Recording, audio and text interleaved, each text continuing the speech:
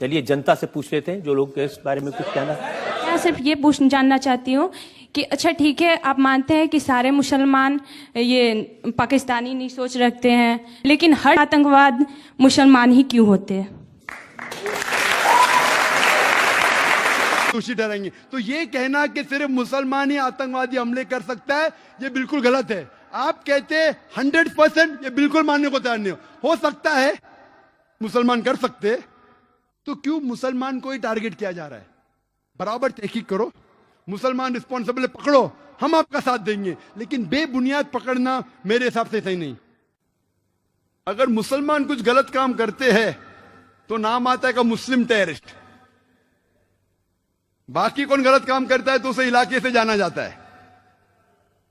मुसलमान चाहे यूएसए में हो, सऊदी में हो, यूके में हो या इंडिया में हो, तो मुसलमान जैसा पहचाना जाता है। अच्छे काम किए तो कहेंगे इंडियन ने अच्छे काम किया, मुसलमान ने नहीं। इंडियन को नोबेल प्राइज मिला, मुसलमान को नहीं। तो डबल स्टैंडर्ड्स क्यों? मैं ये नहीं कहता हूं कि मुसलमान ने आतंकवादी हमले नहीं किए। कोई भटके हुए मुसलमान हैं जो किए होंगे, मैं ये नहीं कहता हूं कभी नहीं किए, ये बिल्कुल गलत होगा। लेकिन मीडिया में जब फ्रंट पेज पे आएंगे अक्सर मुस्लिम टेररिस्ट, जैसे बाकी टेररिस्ट कौन है ही नहीं, इस देश में सिर्फ मुसलमान ही टेररिस्ट है।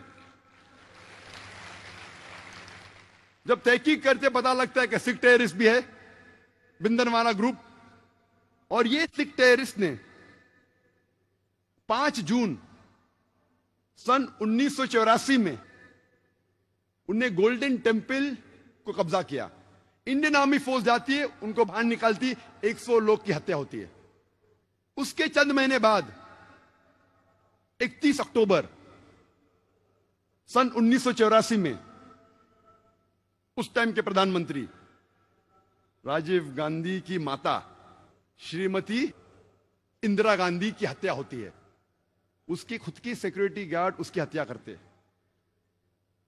आता है पेपर्स में security guard assassinated Shrimati Indira Gandhi. कौन था?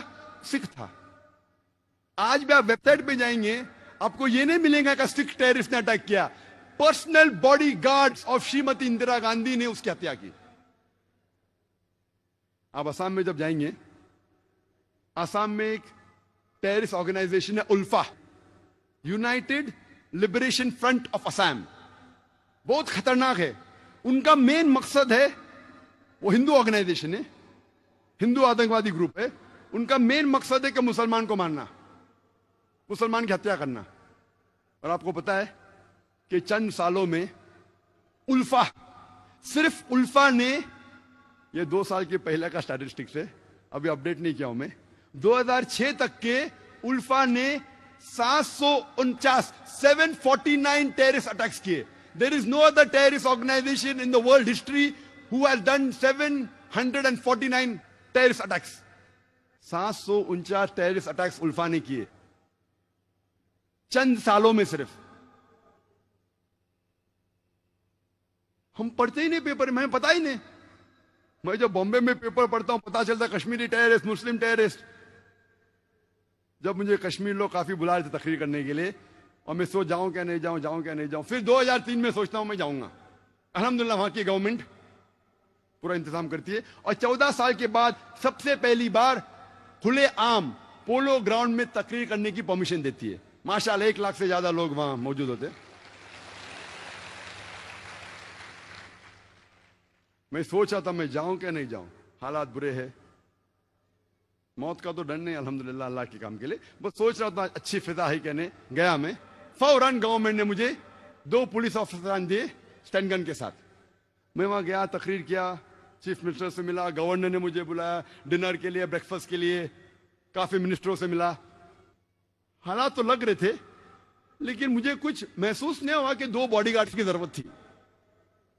चंद महीने बाद मैं जाता हूं असम में, एयरपोर्ट पे उतरता हूं, उतरते ही 4 पुलिसमैन स्टैंड गन के साथ। 4 पुलिस, असम में क्या जरूरत है? असम में 4 पुलिसमैन, वो भी स्टैंड गन के साथ, क्या जरूरत है? जब मैं सड़कों पे निकलता हूं, एयरपोर्ट से दूर जाता हूं, फिर एहसास हुआ मुझे 3 दिन बाद कि अगर ये 4 पुलिस अफसर मेरे साथ नहीं होते थे तो शायद मैं आज नहीं होता था यहां। हमें तो पता ही नहीं आसाम की हालत क्या है। आसाम में इतने आतंकवादी हमले हो रहे हमें पता ही नहीं है। मुझे तो बिल्कुल नहीं पता था, मैं न्यूज़पेपर पढ़ता हूं हमेशा। वहां जाने के बाद पता चला, इंटरनेट पे तहकीक करने के बाद पता चला कि वहां की terrorist organization is one of the most dangerous, बहुत खतरनाक। ऐसे कई टेररिस्ट ऑर्गेनाइजेशन असम में, बोडो, मिजोरम में कई क्रिश्चियन ऑर्गेनाइजेशन है,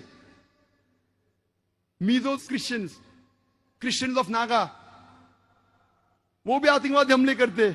और एक हमला किया था 2 अक्टूबर को, 2 तारीख अक्टूबर के सन 1984 में 44 हिंदू लोगों का कत्ल करते ये क्रिश्चियन ऑर्गेनाइजेशन, और कई लोग को जख्मी करते। खाली क्रिश्चियन लोग ने कितने हमले किए हिंदुस्तान में वक्त नहीं है, क्योंकि 10 बजे तकरीर बंद करना है हमें।